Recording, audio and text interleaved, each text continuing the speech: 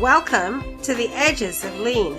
I'm Bella Engelbach, and in this podcast we explore the human and creative side of lean thinking, unusual places where lean thinking is practiced. We meet people who are practicing continuous improvement in many different flavors and styles. So come along with me on a journey to the edges of lean. Episode 66, Continuous Improvement and Becoming a Coach with Sam Morgan. The role of the coach in continuous improvement is key, and we all need at some time to step into a coaching role, whether it's simply in day-to-day interactions or professionally as a leader or as a professional coach. Sam Morgan has been developing his coaching skills, but had to overcome some obstacles to be ready to coach confidently. I invited Sam back to the Edges of Lean to talk about his growth as a coach and what he is learning as he gains experience and expertise. Sam Morgan, welcome back to the Edges of Lean. Thanks for having me, Bella. Good to be here. It's really fun to have you and to have you back. As I recall, you were on maybe the second or third podcast that we did, and that was a while ago now. So it's going to be exciting for me to find out what you've been up to. So tell us about Sam and what you're working on right now, and how did you get into what you're working on now? Oh my goodness. Yeah, it's been almost a year or two. I can't even believe it. I think I was on with Karija Takanogo, as I recall. We were talking That's about right. lean and parenting. And well, that is always going on, always working on the kids and helping them be learners and all those things. But for me, like right now, the journey has really been, I think, especially accelerated over like the last 3 or 4 months. Went to KataCon 8 in March to actually share about my first year of practicing the Improvement Kata, right? Daily coaching practice. And it was really cool, like having that opportunity to share. And I shared about the importance of perspective and having the different perspectives and how that helps, grow your learning. And the real big moment for me wasn't that, although that was an honor and awesome to be able to share. I sat back one day and 2 gentlemen were sharing, Thilo Schwartz and Mark Rosenthal, and they were asking us to go through an activity of sharing, hey, write down about personal and professional challenges you have right now. And but in that moment, I wrote this and I wrote it down. I don't have the confidence to charge for coaching. And in that moment, it was just like this tingle moment, right? I think we've all had those where you really resonate with something, a thought or a phrase or quote or something, but it just comes over you. And I was like, oh my gosh, this is something that I need to explore, even though it scared the hell out of me to do that. So the rest of the next 2 days, I spent really reflecting on that, asking folks questions about coaching. And it wasn't ironic that next night I went back to my hotel room and opened up my email, and I had over that previous week and a half interviewed 3 times with a small firm in California to do continuous improvement work. And I thought it was gonna be perfect. I come from the finance industry, doing continuous improvement is gonna be a great fit. Well, that door closed. They said no thanks, and so it was really kind of a sock to the gut. At the same time, I was like, oh, wow, this is an opportunity, right? To continue to explore this idea of coaching. So that next morning I got up, got on the beach, Jekyll Island, Georgia, beautiful morning, sat out and just quietly wrote out, what do I want the folks that I work with to look like at the end of their journey working with me? And it really was a powerful moment to think about that. And later that day, took up on a plane back home. And I was listening to the book Dare to Lead by Brene Brown. Mm-hmm. And she has this quote in there from Joseph Campbell. And he's someone who's written a lot about mythology and archetypes and things of that nature, influenced the Star Wars series. And he wrote, "The cave you fear to enter holds the treasure you seek." And that whole experience that weekend, those 3 or 4 days, really flipped the script for me in terms of where I was thinking I was going to go. And now thinking, oh man, I'm scared to go down this road of coaching folks and doing that on my own. but there's where the treasure is, right? So that was the start of me really seeing that I could offer value and that this was what I'm supposed to be doing. And so the past 3 months since then, I've been coached individually through working myself onto going out on my own to coaching folks towards this vision of the next big thing for them. So there's more to that, but that's the story of where I'm at today, is really being able to move out on my own and have the confidence to do coaching on my own. So yeah, I'm excited for this next journey. No, it's a very interesting journey, Sam, because as you have probably heard from other people, that's a big step, right? A lot of people struggle with the idea that what they have to offer, whether it's coaching or anything, should be paid for, and that it should be paid, in a sufficient amount, that the remuneration should be an appropriate remuneration. And I sometimes wonder, is that tied up with imposter syndrome, or is it tied up with just not appreciating the value of what it is that we have learned as we've learned whatever skill that is? And what do you think is driving that for you? I know you've been reflecting on that. Yeah, I'd say like a couple things. I think first of all, it's like believing that I have value, right? Like that I have something that is valuable enough that someone would want to work with me and would pay for that service, right? And then that ties into my fear of rejection. Like, well, I'm anticipating that when I go into a coaching relationship that I can't live up to, like I'm hyping myself up, like I can help take you to this place. And well, what happens if I don't? Then they're going to be really upset. They're going to say this Sam, he doesn't know what he's doing. He's a fraud. All these things, and then they're gonna like turn their back and then like go. So it's that fear, like that lack of belief in self, and then the fear of rejection of others that come to the surface for me when I like if I really sit in it. It's like, oh my gosh, like, and then what's the truth about that is that I'm coming. The truth is I do have like value. I offer something meaningful. We all do. We all have something to offer into the world. And that I'm coming at it with care and kindness and wanting the best for the person so that I work with. So that's like starting with those things helps me like really like speaking those truths, like as those things come up is what I know you have to constantly do that, right? It's not like, oh, I'm done with that. No, it's like I have to constantly remind myself so when those things come up that I can go, actually, this is the truth about those things that are causing those thoughts. Yeah, so that's, it's being a coach, right, is always focused on the client, should be focused on the client. But we as coaches, we're right there with our own brains and our own bodies, right? And it is such a temptation to worry about ourselves.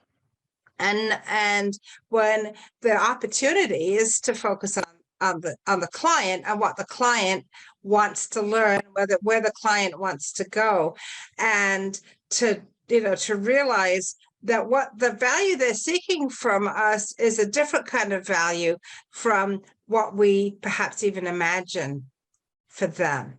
I was wondering, what do you think about as you're in a coaching relationship with somebody? What do you think about more? Do you think about are you thinking about yourself, or are you thinking about them?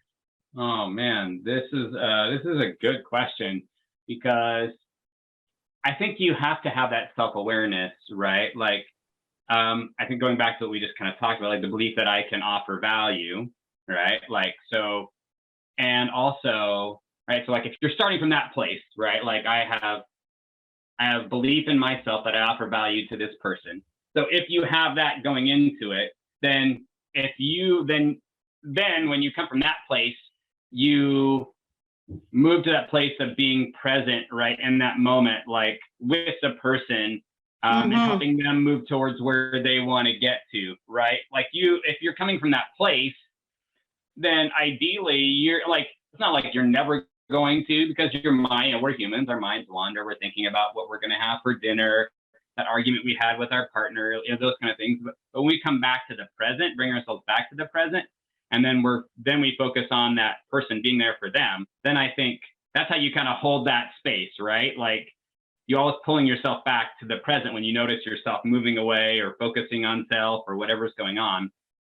I have to even sometimes do that self-talk. Is okay, let's be present here. Like, let's be present with this person right now. And I think that's the ticket for me, is like acknowledging those things and then be present and focus on the person you're working with. And I love what you said there, Sam, because it's not only bringing ourselves back to the present and being present with this person. Many times in coaching, it's bringing them back to the present too, right? So it's easy for somebody, as they're moving through whatever their journey is, to be distracted, to leave the path, and that's one of the beauties of taking, using a kata like approach, even if it's not the improvement kata, but if you have a practice of, these are the questions I ask, these are the directions we go. I've always got that to fall back on as a coach, and I know that those things will always bring the person I'm working with, my learner or my client, back to where they can see the path again, right? So building the muscls is really important, and I know the work you've been doing for the past year or so, you've been building a lot of muscles. It doesn't show maybe here, but yeah, we're trying to do that. Mental muscles. We're talking about mental muscles. That's right. There we go. Fair enough. Yes. So like that daily practice, I think the regular practice of coaching, like when I shared at KataCon, it was about like, I was like coached and being coached for like a year and a half, almost basically every day, one or the other or both. And that really helps you, kind of build those, like you said, they almost become like default, that you start like going to the questions, or you start thinking in that way, whether it's like in the session with the person, or it's like with your kid, like who's struggling with like doing their chores or thinking through an assignment or getting to bed, or, it's a friend that's got like a challenge, right? Like, it's like thinking through, like using that pattern can really help you in all those different aspects. But yeah, because you practice it, you just kind of almost default to that setting, like you kind of shared there. Yeah. So we've been talking about the Toyota Kata, the Improvement Kata, and which has behind it the coaching kata, Sam. Yeah. But I'm not sure that all the listeners are up to speed on that. So I'd love to hear your version of, how does Sam talk about it? How do you explain it to folks who know nothing about it? Yeah, I right now I've taken it like the practice of daily coaching, right? Like an experimenting for folks who are into like continuous improvement and whatnot. I just like to say like daily practice of coaching, like, because I think about, or the daily practice of like experimenting and moving towards where you want to get to. And I like to use the analogy, and this was used by like one of my first coaches, Julie Simmons. She talks about, I think we all know the gymnast Simone Biles, right? Like, she was, the best ever by all accounts gymnast.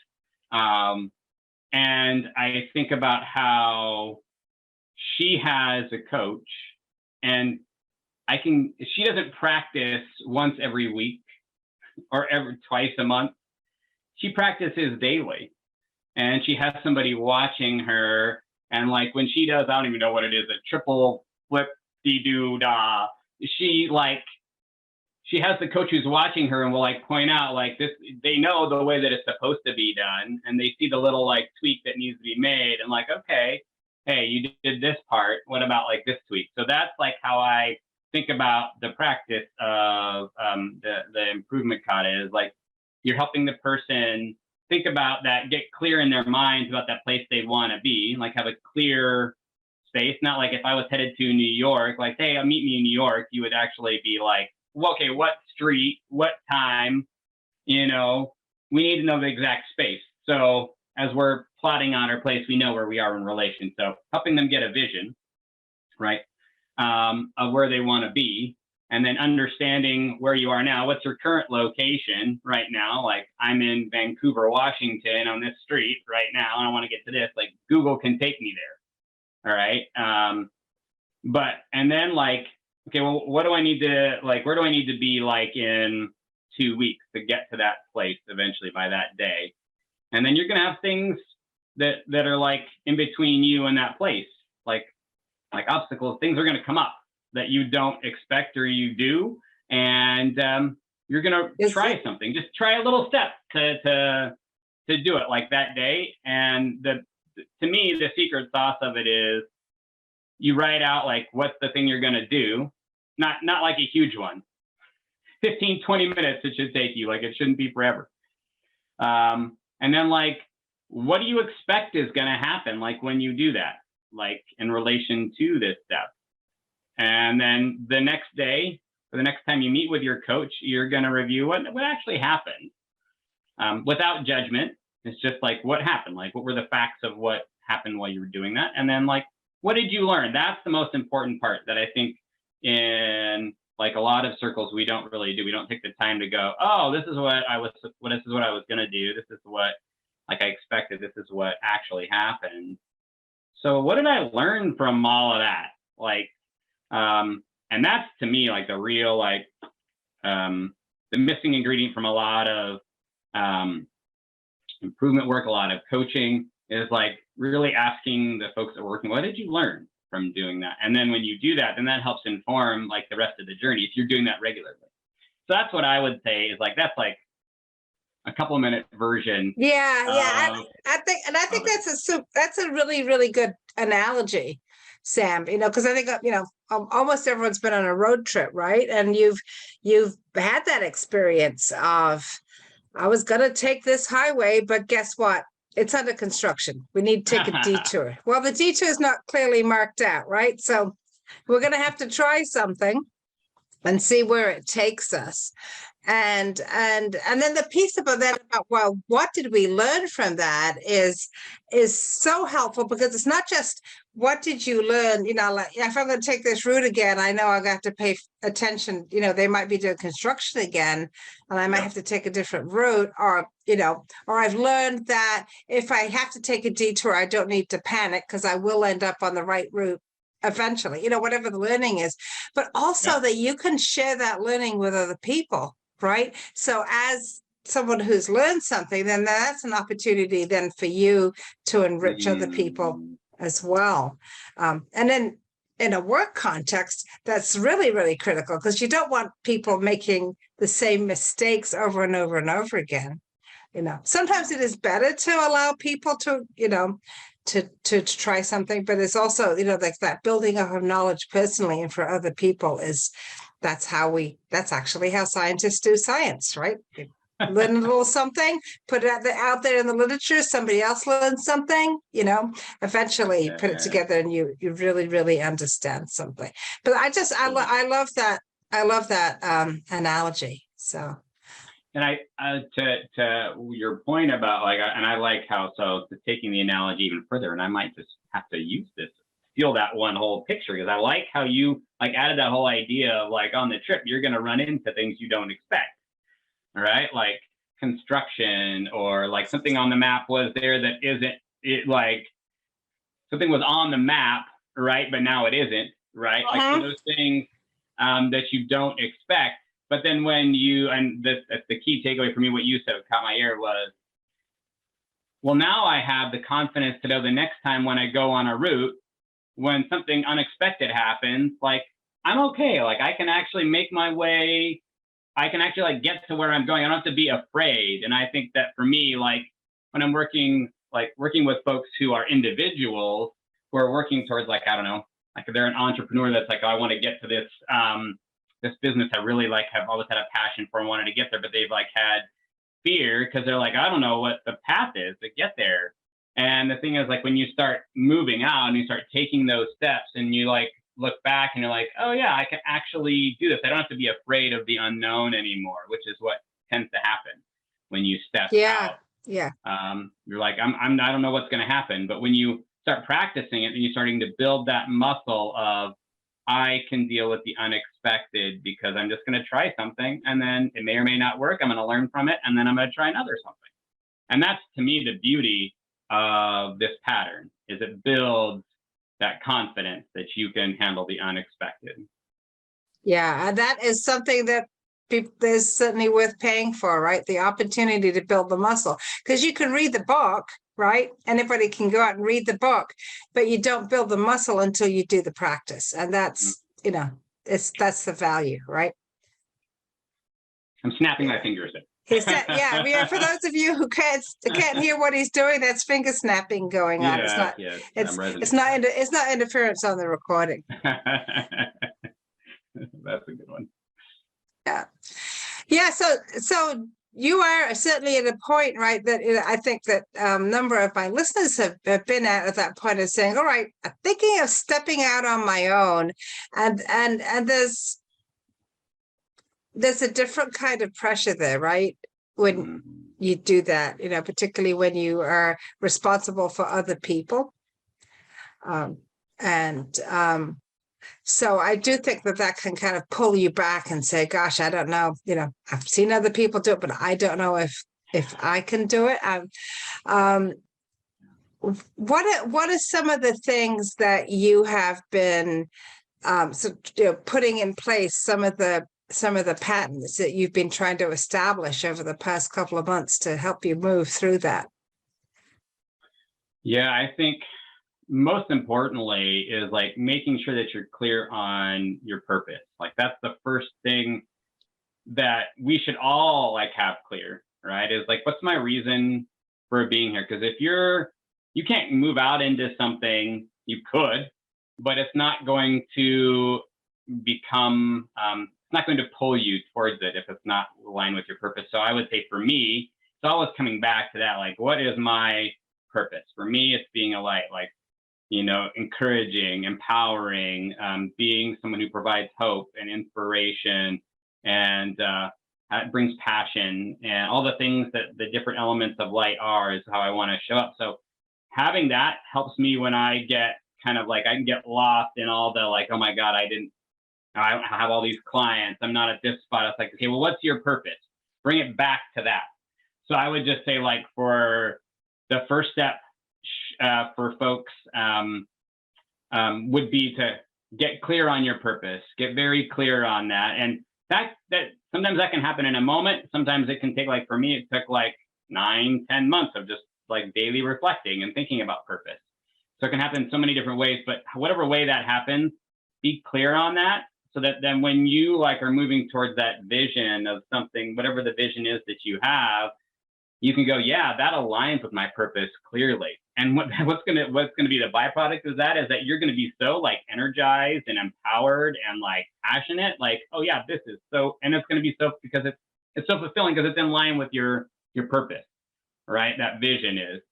And if it's not, that's gonna give you pause to think about it and go, okay, yeah, right, what is in line with my purpose, And so, yeah, so I'd say most important thing is start with purpose, get that clear, and then move towards it. And that's a part of the process that I help folks do, and how I want to help folks do is get that purpose clear, help them understand the pattern of the Improvement Kata, and then just go. So purpose and the pattern, and then we go practice it. Just do daily practice to move towards that vision. And like we talked about, build that muscle of confidence with the experimentation, that I can do it and face the unexpected.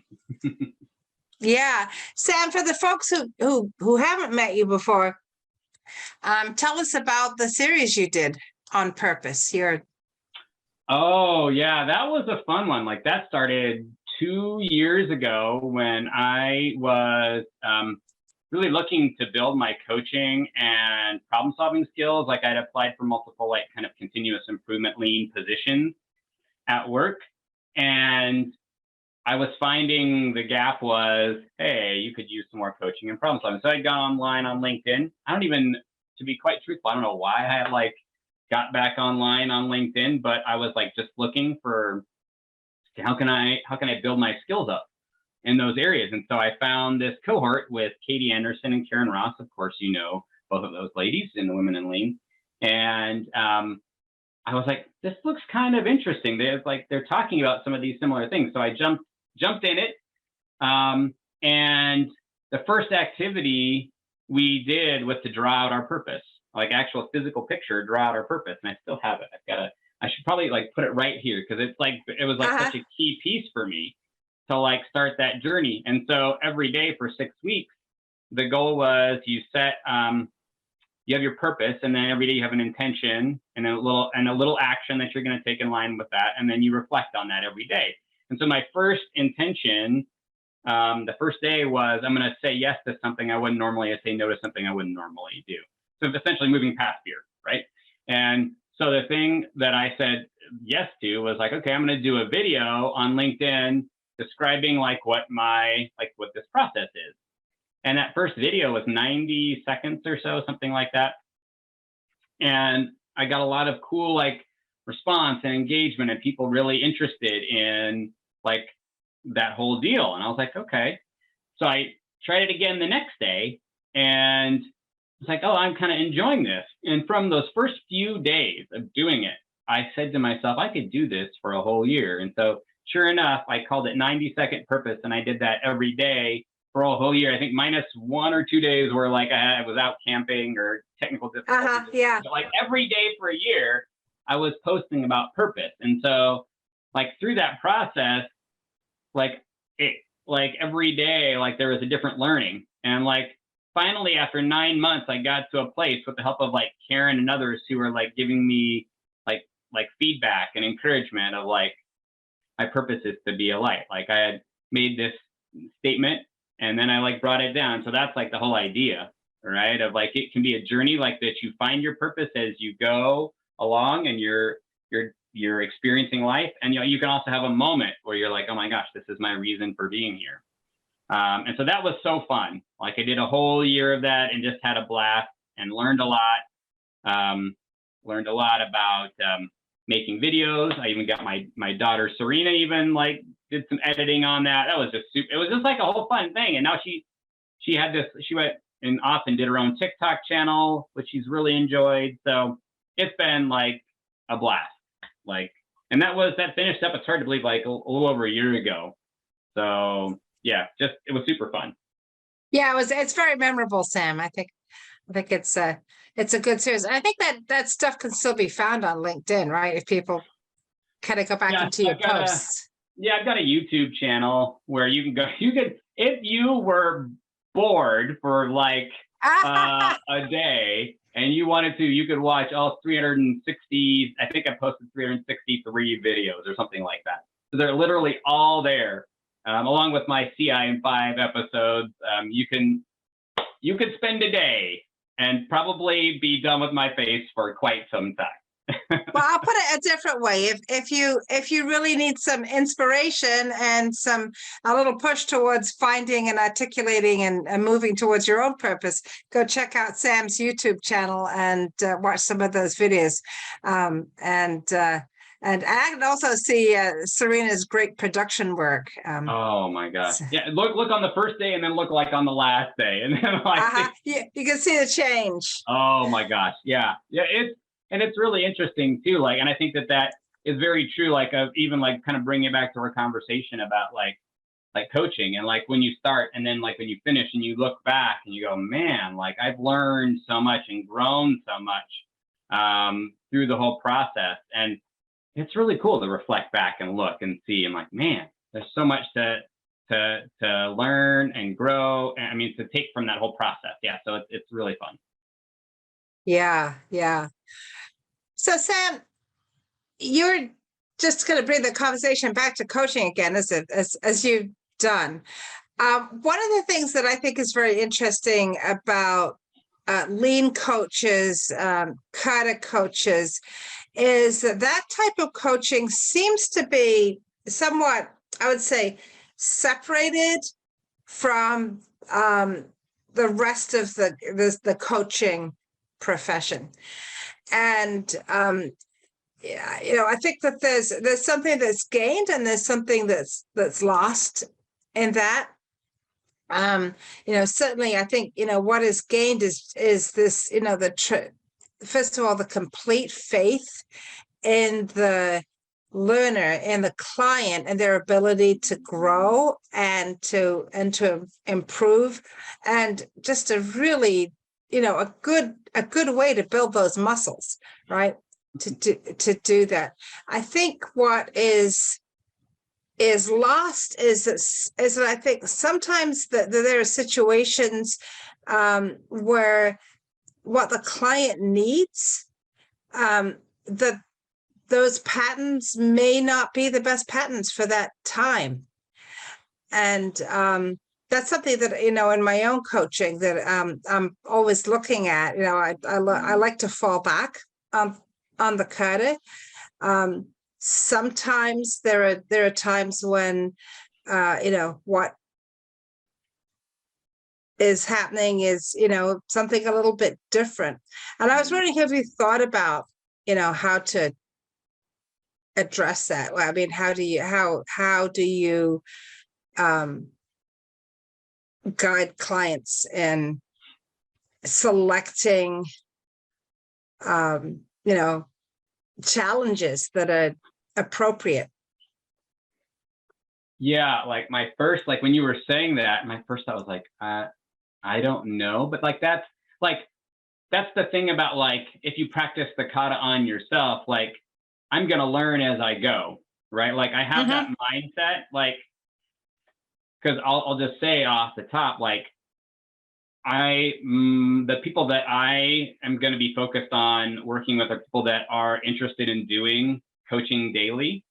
That's because I feel like that's where I provide the most value, building the relationship and helping people get there. Now, does that mean that, like, oh, if they don't, when we're in there, that, like, we wouldn't adjust? No, like I want to apply that thinking to myself and my coaching practice. Like, okay, I came across this situation with this learner and, like, this wasn't working. How can I, like, what is my step? What do I expect? Like, and then, like, run that on myself, right? And through that process, because I need to be willing to, like, adjust and try things, right? And see how it works for the person. I think there's, like, that whole idea of experimentation I need to apply on myself. And even now, as I'm starting out, like here's the process that I want to take folks through, and I feel good about it. But if I learn from my clients that I take them through, that this part of the process needs to be adjusted and I need to tweak it, then I want to do that, right? Because it's about helping them get to that place, and it's about them, right? Like for us lean geeks, the voice of the customer, right? Like we want to hear from them and go, like, actually, this is working really good. I need more of that. So, like, let's add more of this and less of this, right? So I think it's being willing to apply that to myself and my own practice, being open to learn and then adjust from what I learned so that I can serve my clients better. Yeah. Because I think, and when I'm thinking about it, I try and articulate what I'm saying. I think one of the things that I have learned over my time coaching is that there's a skill of coaching, which is, you can ask the questions, right? You can ask the coaching questions, but there's a deeper skill around listening. There's a deeper skill about waiting. There's a deeper, waiting for the learner to think about something. There's a deeper skill about formulating a deeper question, and those are things that develop over time as a coach. That I think it's not just asking the questions. It's about your presence with the client as well, right? And I know you've seen that from your coaches. Yeah, it's interesting. This morning, one of my connections on LinkedIn, he posted and asked, like, and was encouraging folks, hey, you all have value, you all bring value. And, like, what is your value that you bring? Yeah, it's a comment. And so I just said, And I talked about, the process that I want to walk folks through that I've talked about earlier. And also I feel like I'm curious and I'm caring. And the reason why is I feel like I listen and I ask thoughtful questions. And the way that it's been put to me before, I think it's kind of a funny way, but it's stuck in my brain, is God gave you 2 ears and 1 mouth. And so we should really take into account that proportion, right? So for me, that's something that's always like if I sense myself talking too much, that typically comes out of insecurity, not being present, lots of different things. But then it's okay, come back, be present and really hear what they're saying. Because I think the coaching questions you can apply, like you said, anyone can ask them, but to really help the person, you have to be present in that moment and hear what they're saying and really be able to respond to what their answer is, not just with the rote questions, but to really be in the moment and adjust and ask deepening questions, like you said. And yeah, I think that's so true, right? So true what you said. Yeah. But if you've had the experience of great coaching, which I know you have, some of that stuff's in your head, right? It's it's there, and I know you're using it already. So absolutely, yeah, absolutely. Sam, the clients that you are looking for, you said someone who's interested in daily coaching. What else are you seeking in a client? Who is your client? Yeah. So after doing some real reflection, the folks that I really enjoy working with are those people that have a vision for where they want to go. Maybe it's just not oh, I'm clear, I know all the marks and all this, but they have this vision, a picture in their mind, they can take that snapshot, they've got it, but they've just been afraid to go towards it, whether it's a new business or it's a new position at work. They want to run a 5K in a couple weeks, something that where they have a picture in their mind, but they're just been kind of held back. And those folks specifically are in those spaces are typically they're curious, they're caring folks, they're intentional, and they're passionate, right? Especially the curiosity. Those are the kind of folks that I want to work with, because I feel like I can really help them the most, because they're going to, even though they have the fear, they're going to be willing to take a little step along the way. And those are the kind of folks that when I've worked with, they've gotten so much out of the experience, because they've just been okay, I'm just going to try this. So those are the folks that I work well with, and again, are able to move forward towards that space they want to go to and gain that confidence. You just see it. And it's so awesome to be a part of that process. Yeah. It's super exciting. So Sam, if people want to reach out to you, if we've got a listener who's curious and wants some help achieving a goal, or just wants to reach out to you and talk about purpose, what's the best way to find you? Yeah, I think the best way would be on LinkedIn. That's where I'm at every day, posting, engaging, replying to folks. I have great conversations in the messaging and on my posts. So I would be happy to chat with you there. If you wanted to, set up a time like we talk, and you want to set up a time to do a little coffee chat, happy to do that too. I love that place, building community there. There's so many bright lights there. People are just amazing. So I'd love to meet you there and chat more. Okay, so find Sam on LinkedIn. Sam, we just had the guest visit from Judith. What is your one piece of advice for a young person starting out? Yeah, so the one piece of advice for a young person starting out that I would give is just always be curious. Do that ABC, always be curious. Yeah, always be curious. So I would say never stop asking those questions. That's one thing in my CI in 5 series where I've talked to 50 people. a lot of folks in the continuous improvement space, and the constant theme over that whole time has been the importance of curiosity in their journey. And that definitely is something for me too. Like just from where I've been to where I am now, like I owe a huge part of that to just being curious, asking questions, and not being afraid of asking questions. I think our world is geared on having answers. And really, the beauty and joy and wonder and amazing pieces of life don't come from having the answers. It comes from asking the question. I love that. I just love and I love it the way you said that. Yeah. So it's the world wants answers, but the beauty comes from asking questions. Thank you, Sam Morgan, for traveling again with me to the edges of lean. This is Bella Engelbach, and I'd like to thank Sam Morgan for being my guest on the Edges of Lean. Are you confident as a coach? How are you building your coaching skills? Are you looking for a coach? We would love to hear from you. Find Sam on LinkedIn. Find me on LinkedIn or at leanforhumans.com, or comment wherever you watch or listen. Subscribe and tell a friend about the Edges of Lean. Please join me in exploring more of the edges of lean. There's a lot to learn. And check out my friends in the Lean Communicators community at leancommunicators.com.